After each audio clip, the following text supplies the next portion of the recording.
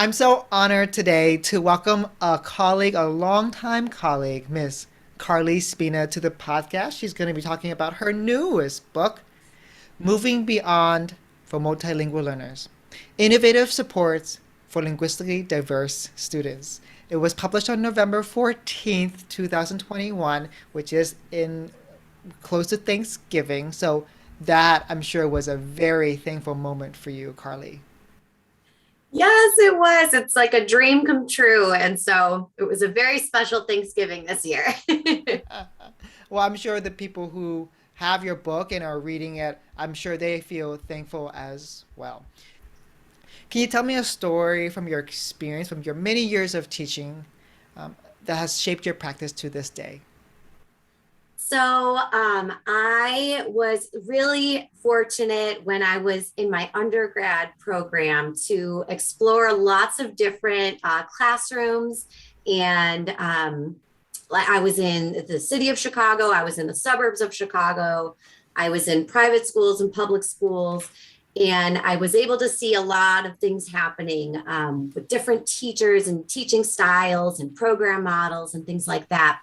And when I got to one particular school, I had a supervising teacher named Madeline Suchia, and she was just this like bubbly, smiley presence in her building. And I was like, oh my goodness, I get to work with her and learn from her. This is great.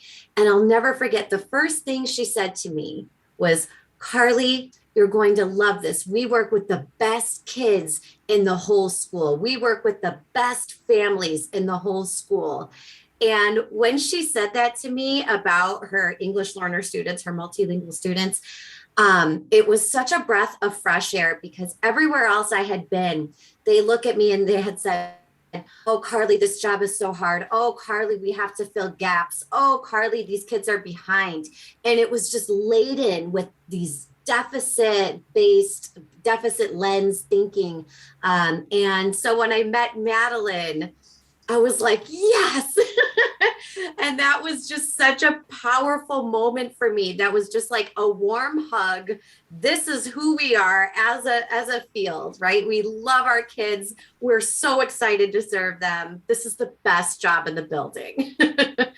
So I loved that. I loved that. Oh my goodness, we need more teachers like Madeline here to help us see the best in students, help us see the best in their parents, to help us see the Yes. best in the community, right? And so sometimes I feel like my job is to support and instruct students and co-teach with teachers, but sometimes maybe it's just to let teachers and students borrow my belief, Yes. borrow my Yes. Oh, I confidence. love that. I love that. That's beautiful. Absolutely. So take me into a classroom in Madeline's classroom. So she was super fun, very dynamic, very engaging, and just really invested time into relationships with students. And kids came in and she would give, hugs and high fives and just, I'm so glad to see you today. And every day felt like a fresh start and a new opportunity. And there was a lot of singing. She did such a great job of incorporating all the domains of language, tied it into the content, so it doesn't feel like isolated skill practice or anything like that. And then we would walk back to classes and dance in the hallways and do all these things just to ensure that kids loved learning and they loved learning language and they were having fun with Right, it. right. This goes back to what Dr. Krashen said about the effective filter, right? So, Madeline, she created an environment where kids wanted to be there. They felt valued and they felt like, oh, I'm getting the best of this teacher, and they know it. And they're like, oh, I'm gonna give my best back to her. Yes, absolutely, absolutely. It was just such a beautiful climate of love. Like you could see it, you could Right, feel it. The energy was different. It was right, just this amazing space that she created. right. So now let's move to a space that you created with your book. Tell us about the seed of this book. So I have to be super honest. Like years ago, when I was in the classroom, I was really hesitant to share anything. I didn't post a lot of things on social media. I didn't really share stories with colleagues or anything. I felt like, oh gosh, I don't know what I'm doing, and I shouldn't share anything. And I think I was just always like, I don't know, I didn't believe in myself, I think.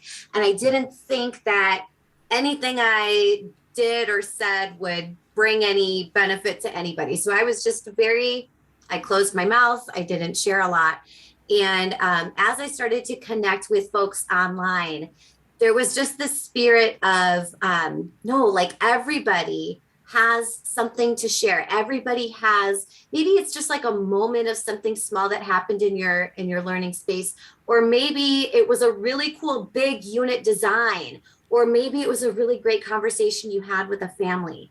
But take those moments and share. It doesn't have to be, a dissertation. It doesn't have to be a huge, blog or anything like that. Just share those simple moments, because we all learn from that and we all grow from that. And it can also help to maybe shift some mindsets or disrupt some narratives.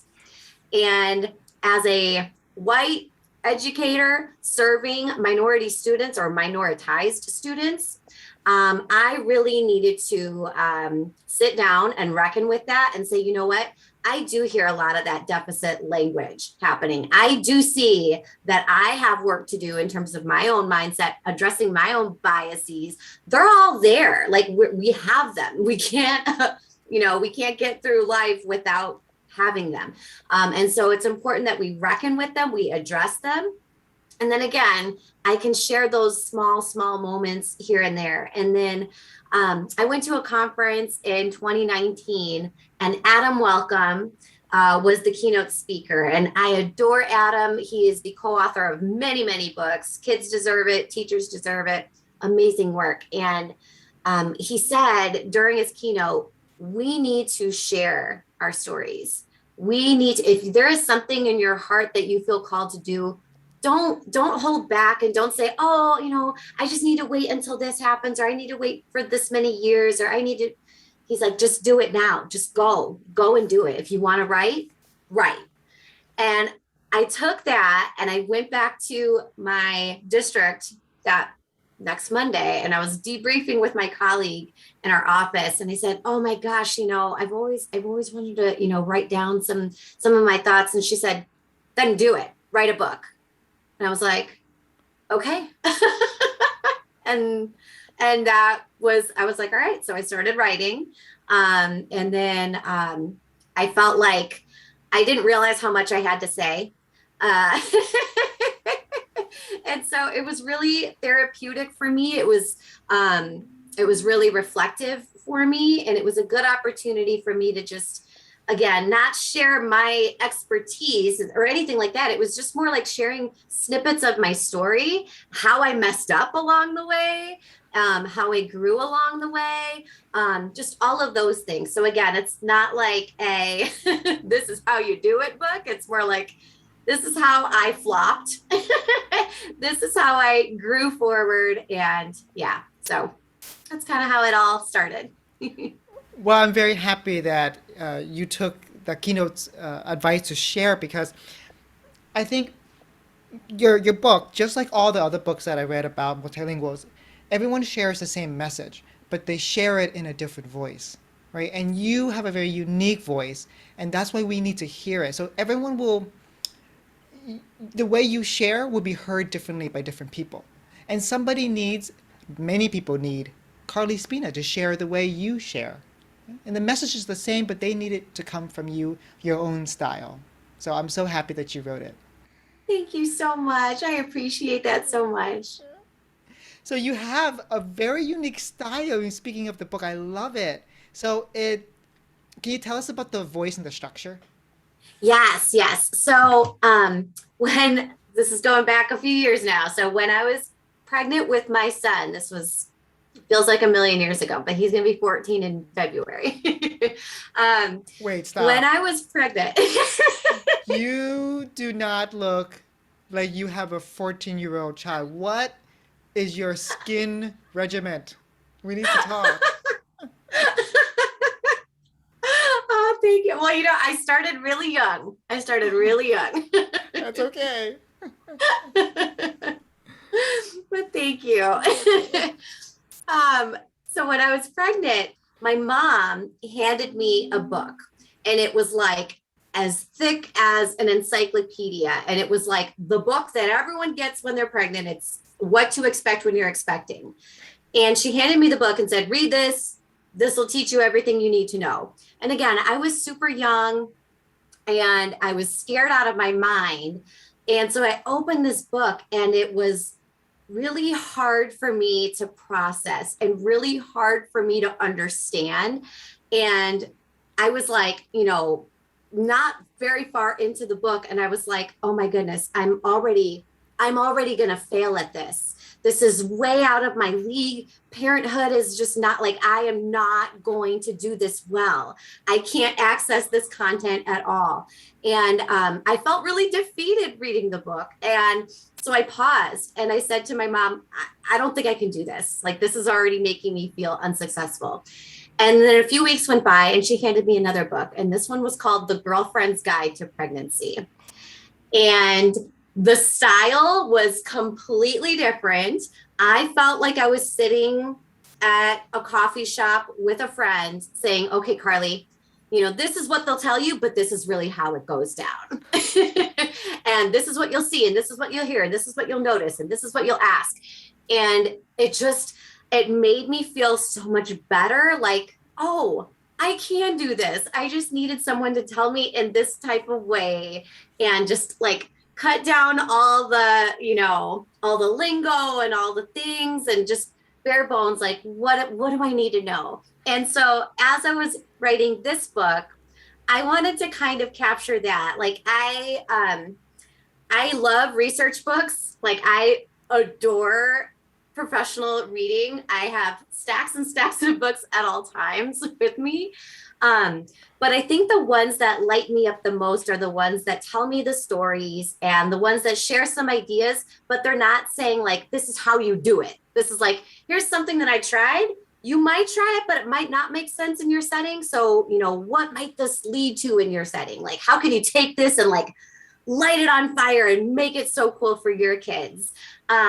So I wanted to kind of capture that kind of style, like just a teammate having coffee with you, just chatting about what we do. I think this goes back to the concept where I said it's the same message, just different style. And Yes, just the way yes, you talked about it, and I was like, oh, yes, this is the girlfriend's guide to MLs. yes, yes. I love it. I love it. It reminds me of like when you were talking, I was thinking about the psyop books, like Dr. Javaria, Mary Ellen Vall, and Deborah Short. Like their book is like the holy grail for me when I first got it, Yes. right? But it was just so over my head. And then later, years later, Jana Javaria and Dr. Nora wrote a book called No More Low Expectations for English Learners. And when I read that, I was like, oh, listen, that's all I needed. You just needed to give me that book first, and then I can jump Yes. into this one first. And it was just a different style, and I was like, oh, same people, same ideas, just a different way of saying it, and it just like the roots started to go deeper in that moment. Yes, yes, yes, absolutely. And I love that, because again, like, then it can redirect you to, like, okay, now I'm ready to take on this book, and Right, like right, now I've got the right things in my brain. right, I've got, that organizational structure or the mindset or the whatever. Now I can like go in and do this, and try this book again and check out these resources again. I love books like that. right.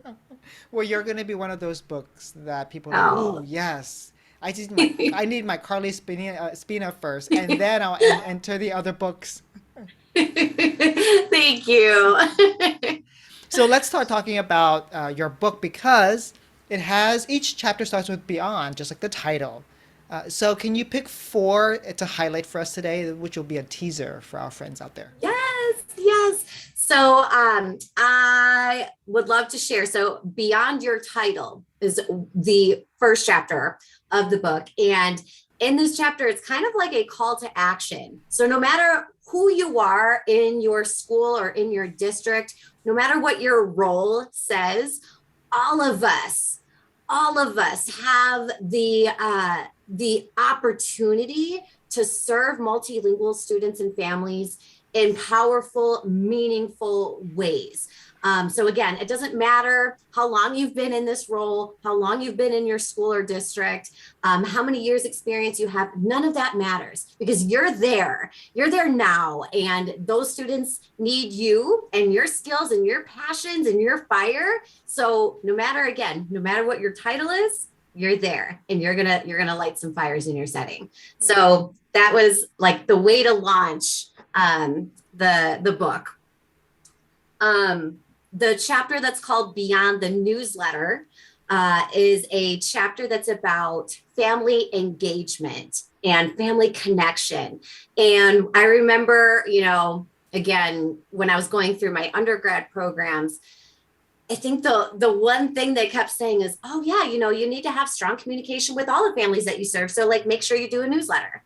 And I was like, yeah, great newsletter. And so that was the focus. Like that is the way to communicate with families.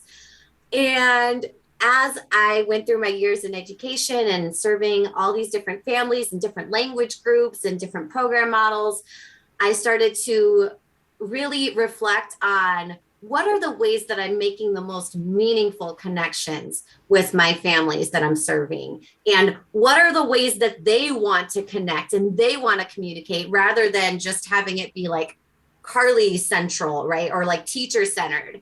So again, like a lot of us were like, oh yeah, we'll just send an email. And then we'll say something like, oh, well, those families didn't come to our event. They're so uninvolved. And we have to pause and say, wait.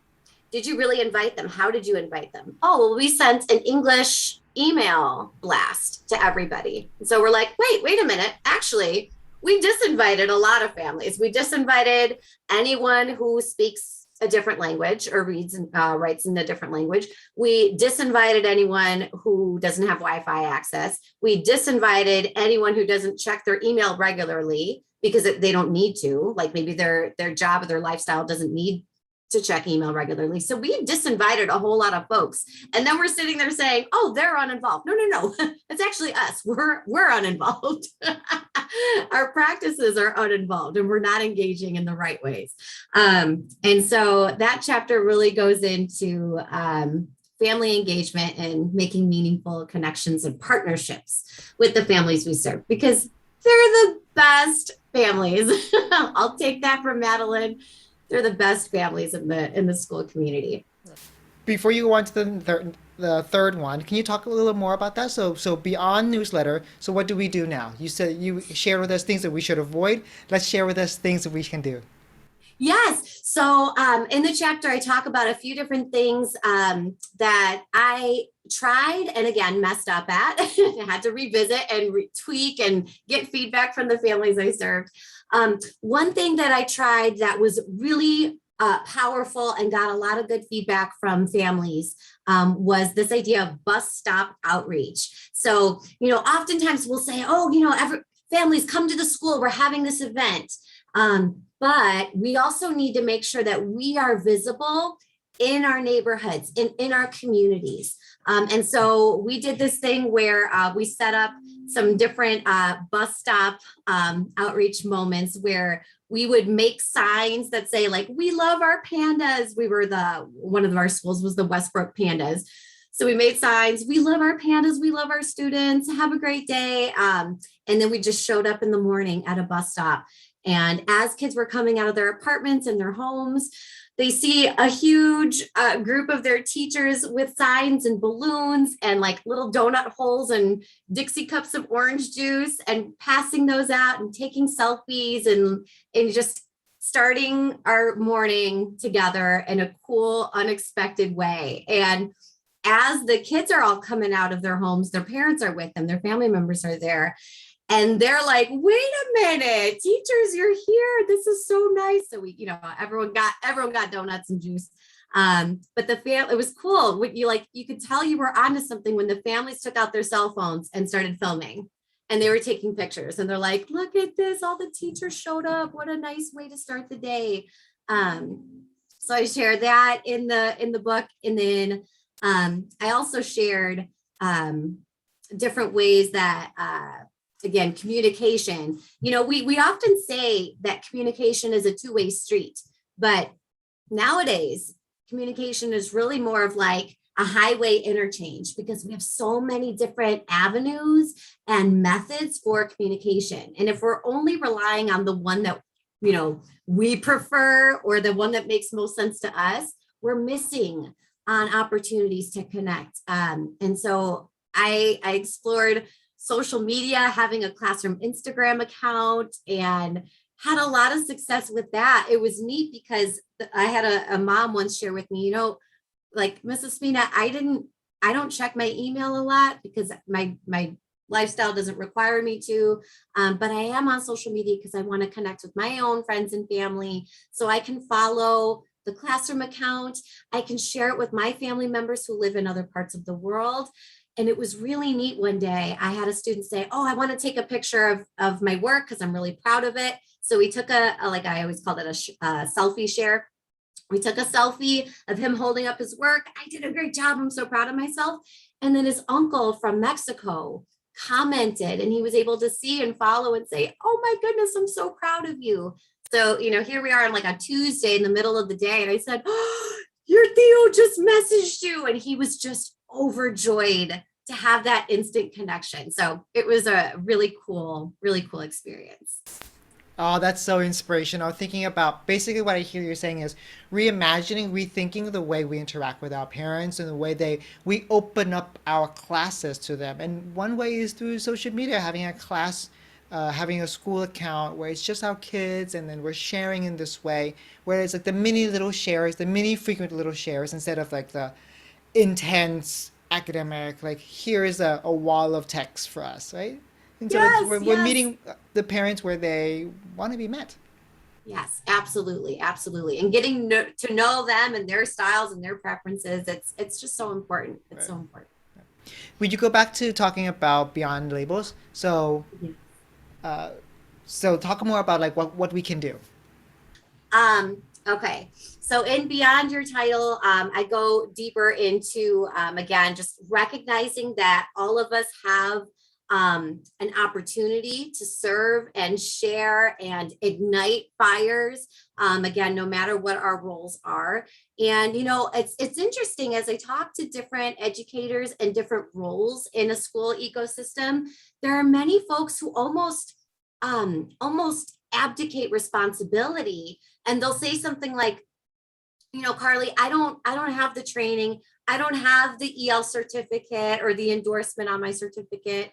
Or they might even say something like, I don't speak another language, so I can't da da da da da. And so in that chapter, I talk about, it doesn't matter if you are monolingual, you still have the ability to elevate languages in your space. So we can use tech tools, Google Translate is great. I know it has its limitations, but it has the opportunity to just begin that journey of like, how are we making connections with our heritage languages? How are we making our languages visible on the walls of our spaces? How are we, speaking up in meetings? If somebody is saying something that's a little problematic, how are you taking your role as maybe the psychologist or maybe the PE teacher or the social worker? And how are you saying, what, actually, I want us to think beyond that. I want us to flip the lens here. I want us to embrace a more asset-based lens of the students we have in front of us. And so again, it's we don't have to have all the tools and all the answers all the time, but we do have to just step into those shoes as a change agent and say, we're doing this, we're going for it. Because oftentimes teachers will say, I can't because I don't have the certification. I'm like, oh wait, no, you can do so much with what you already have. Yes, exactly, exactly. Yep. Let's move to three now. Okay. So another chapter of the book is called Beyond Your Call to Serve.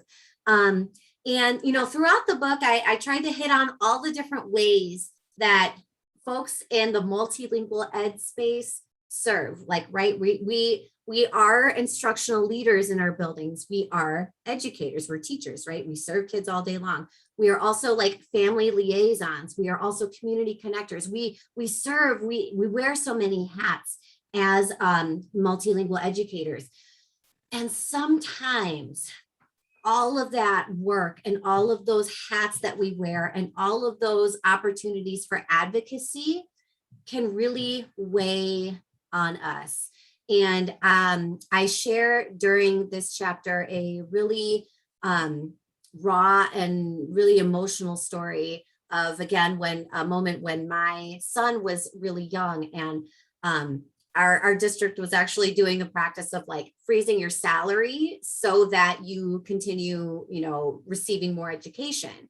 So I was early in my career. I was, a brand new mom. We had just started a tutoring program that I was running. We had also started a parent program that I was co-facilitating with my teammates.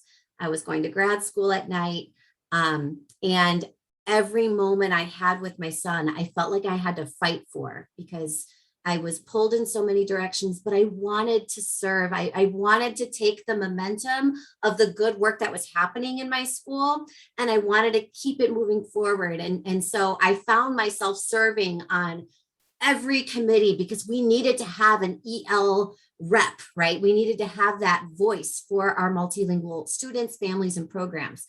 So I found myself serving on all these committees. It was a lot. And I found myself reaching a breaking point. And so it's still, even to this day, this was so many years ago, but it's still even hard for me to talk about, because it really humbled me, because I did hit rock bottom. I hit rock bottom, physically, emotionally, spiritually, and financially. And I found myself just really at risk and putting my son at risk. And it's something that I didn't even want to share. I avoided writing the chapter, even though I knew in my heart I needed to tell this story. And I sat down with my husband and I said, I'm gonna, I would like to share this, even though it is kind of a more personal story to our family.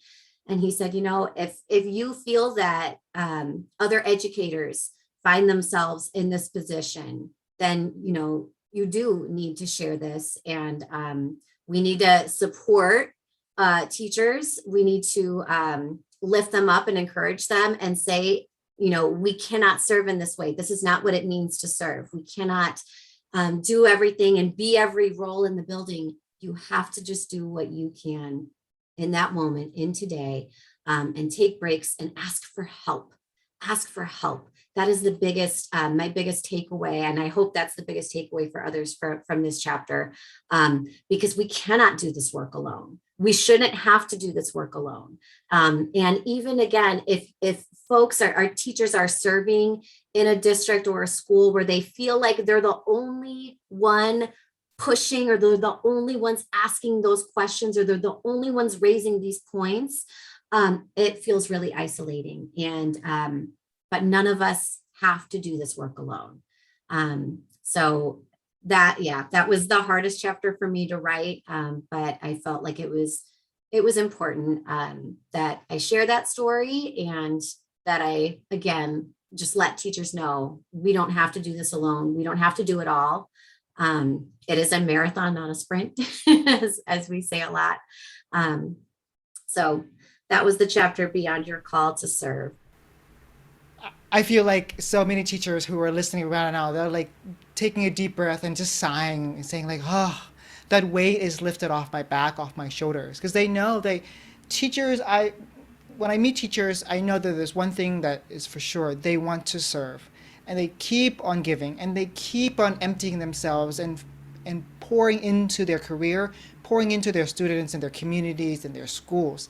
And yet at the end, what's left, they take what's left and they give it back to their family. I'm like, ooh, Yeah. wow. And so when people always ask me for a tough decision, or when I have to make a tough decision, I always ask myself, when you say yes to something, you're saying no to something else. Is that Yes. no as important as that yes? Right? And Mm. so I think that's the metaphor or the message in that chapter. Right? Thinking about when Yes. we say yes to ourselves, that doesn't mean we're saying no to our students. Yes, yes. Beautiful. And I think that's just a message that we need to keep reiterating to ourselves every day. And the more we can share that message with each other, the better. And it like if I see a colleague saying no to something, it helps me reinforce my boundaries. So it gives me strength that like it gives me that permission too. Like I also can say no to this, and that's okay. And it doesn't make me a bad teacher Right. or a bad advocate Right. or a bad anything. It makes Right. me a human being. Exactly. Let's talk about number four. Um, Another and one. so number four, so I wrote a chapter called Beyond Our School Walls. And this chapter was one of my favorites to write because I talk about all the different ways that we can partner with our community and different agencies and organizations. Because again, our role is so large and we wear so many hats. But the more connected we are with the community, the better we're going to be able to serve. And again, I don't have to serve every single role. There are amazing organizations that already exist in every community that are doing great things for kids and for families. So if I know about those things, I can then say, hey, I don't have to be that resource. I can say, please reach out to these folks. Or I just noticed that they shared this great flyer. So I'm going to pass that on to the families that I serve. And so I share a few different examples of some ways that I partnered.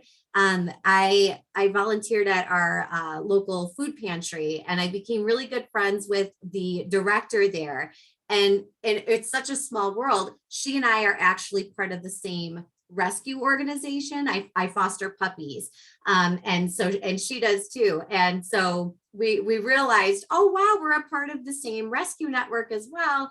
And so we bonded through that. But it was so powerful for me to just be aware of all the different services that are available to families. So at the food pantry, for example, if I go to the food pantry and I'm a client of the food pantry, not only do I have access to food, and I have this grocery schedule that I can, fight food insecurity in my household.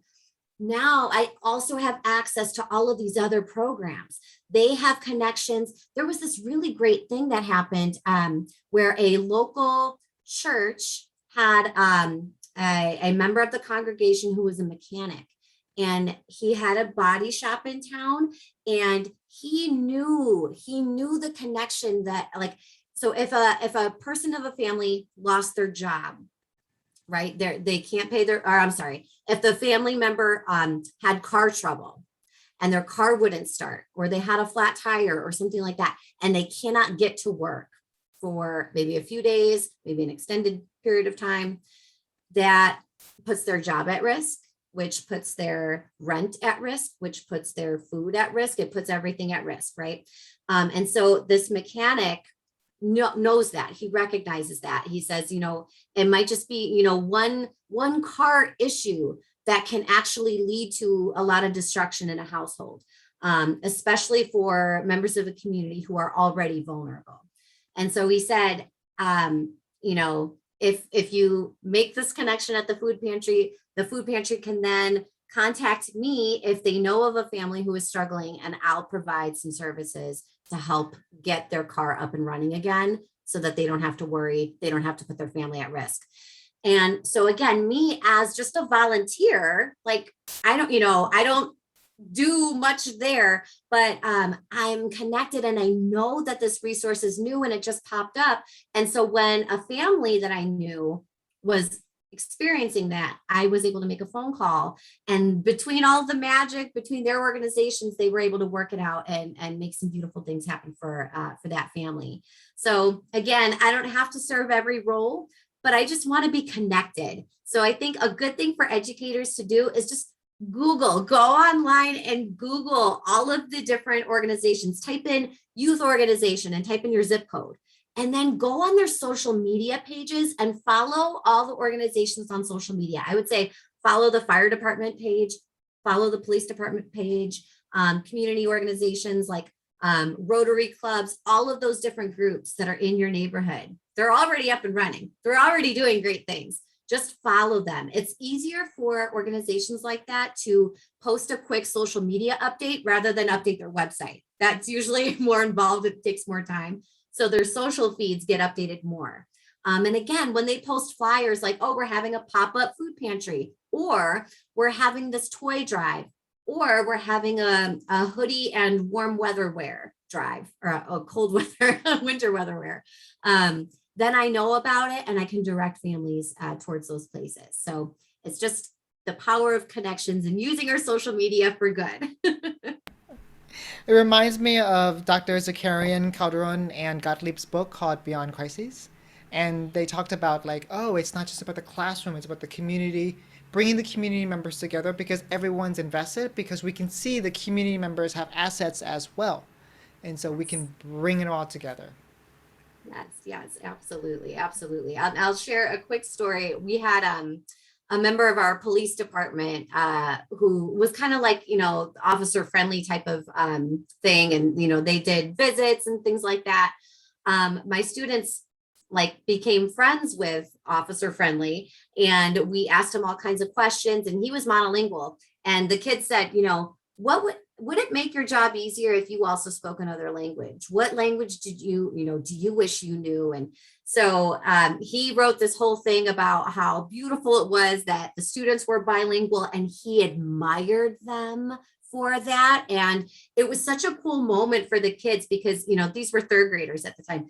And their little 8 and 9-year-old eyes just like widened. They're like, oh, he thinks we're good. Like, he thinks we're heroes. He's jealous of us. Like, that just flipped this whole like, lens of like, wow, we're pretty cool too. Like, and then months later, we kept emailing back and forth with him. He was just so kind and wonderful. Months later, he sent us a video clip and he said, students, I just want to thank you for all of your inspiration and helping me think of all the languages here in our community. Check out this video that we made. And it was a video that they shared across the town, across the city, of all of their multilingual officers and the folks who work in the call center, folks in the front office, of them saying happy holidays in their heritage language. And it was just this beautiful video. It was like maybe a minute and a half long. And I think they said as a department, they had 17 languages, which was so cool. But he sent us the clip, shared it with the kids, and the kids were like, we did that. We did that. That was, we were the inspiration for this video. And now people across town and everyone who follows them on social media can see like languages are a beautiful thing, and it's something to be proud of and brag about, and and have bragging rights saying, yes, we're this police department and we have this many languages, and it's so cool, and it helps us connect, and it's a part of our identity and a part of who we are, and it's a beautiful thing. So it was a really neat moment. It's a really neat moment because it's such an affirming moment, right? It's an affirming moment Yes. from like a person of authority to say, no, I really respect what you already have. And because in our field, there are periods where people have said English only, but now we're moving towards like multilingualism, bilingualism, dual language, like the plurality of languages. It was just a really powerful moment, and it gave again that affirmation to the kids. This is a good thing. It's a wonderful thing for us, and it's something again to be proud of and to brag about. And it's interesting too, and I talk a lot about this with folks. Is as a white educator, I learned Spanish out of privilege, out of like taking classes and stuff. It wasn't not out of a need to survive or navigate anything.